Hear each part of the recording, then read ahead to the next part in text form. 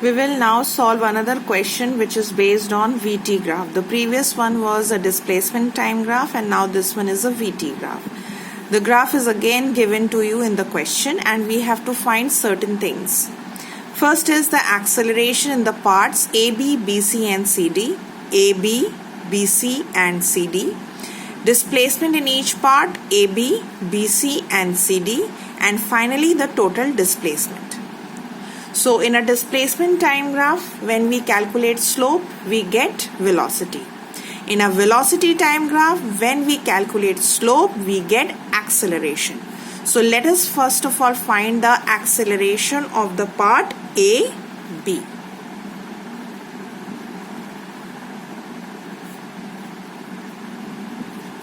What is the formula for finding out slope? It is delta y upon delta x, which is y2 minus y1 upon x2 minus x1. So here again we will have to choose 2 points on y-axis and corresponding 2 points on x-axis. So if we look at this portion of the graph only, because this is our question right now. So A is at origin and B is at 30. At A, that means at origin, the values of on y-axis as well as in x-axis are 0. And B, which is 30, as you can see in the graph. So which one will be y2? It will be 30 because the graph goes from A to point B. So therefore, the value y2 is 30 and y1 is 0. So here we will put for y2 30 minus 0. Okay. Now corresponding to 30, what is the value on x-axis? It's 4. So this becomes x2 and corresponding to 0 here, the value x1 is 0. So 30 upon 4. So 30 upon 4 when on dividing we get 7.5 meter per second square. Similarly, we'll find the acceleration of the part BC. Now, in the part BC, you can see it is a horizontal graph. And in the previous question only, I have told you, whenever you have a horizontal graph, remember the slope is always 0. Which means that acceleration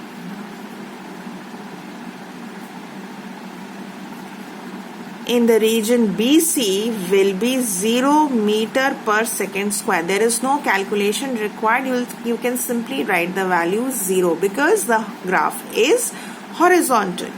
Okay. 0 acceleration means what? The body is moving with constant velocity. This is the meaning of the value 0 acceleration. That means the body is moving with constant velocity. There is no change in the velocity taking place. Let's find for the third part. Now you can see it is a reverse graph.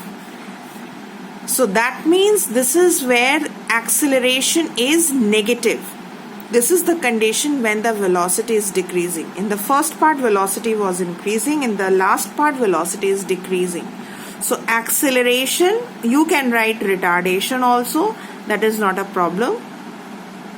Acceleration of the region CD, formula remains the same, y2 minus y1 upon x2 minus x1. Now you tell me what value will be y1 and what value will be y2.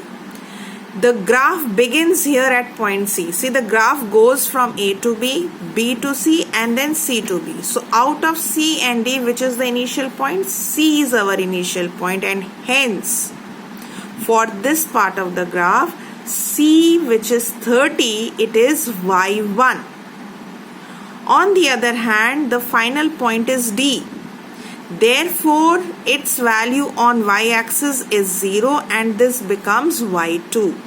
So for the portion CD, y1 is 30 and 0 is y2. Because D meets at the x-axis and on the x-axis the value of velocity is always 0. So how do we write y2 minus y1? It will be 0 minus 30. Final value minus initial value. Now corresponding to y2, what is the value on x-axis? It is 10, right? Minus corresponding to C point, what is the value on x-axis? It is 8. So this is 8. So 0 minus 30 is minus 30 upon 2, which will be minus 15 meter per second square. And you can see clearly the value of acceleration has come out to be negative. That means the body is retarding. Okay, so that was the first part of the question.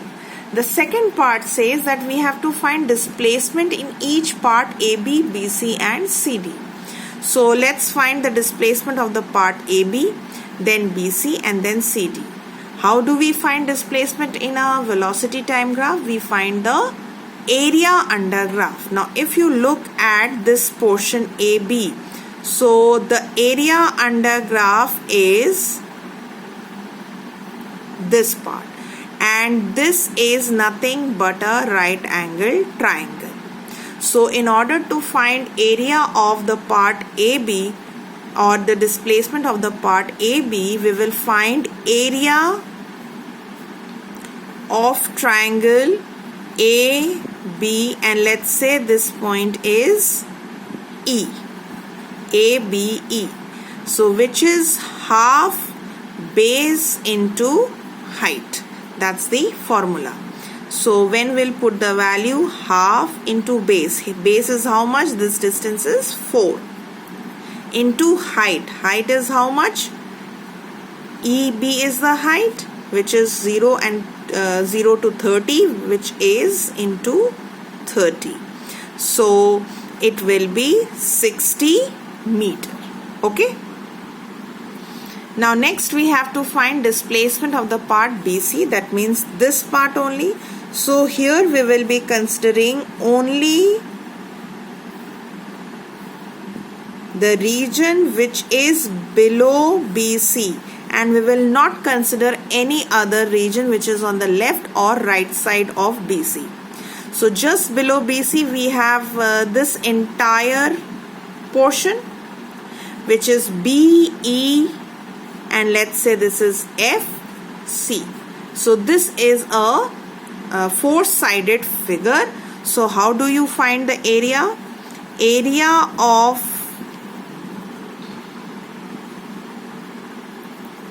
BCFE will be length into breadth. So from here we can find its length. So EF is the length if we assume. So this is how much? 8 minus 4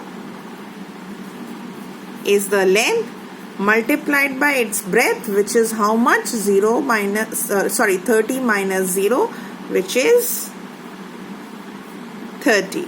So 4 into 30, which is 120 meter. Right?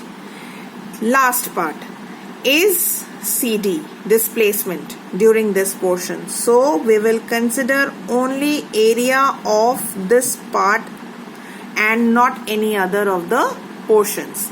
So area of the triangle FCD.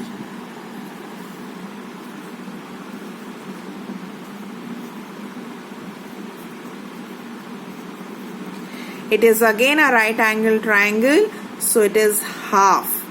Base, how much is the base? This distance is base, which is 10 minus 8. So it is 2 multiplied by height, which is how much? Again 30. So into 30, which is 30 meter.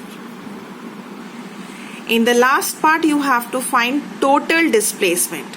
So that means for the entire motion, what we will be doing? We'll add up all the displacements. So total displacement will be